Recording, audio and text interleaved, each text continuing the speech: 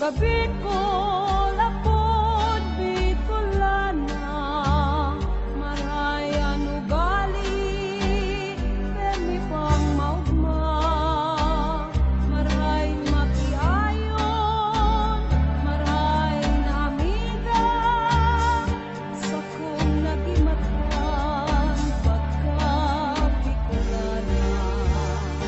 Ang sa kong dagang inubuan, makawili-wili,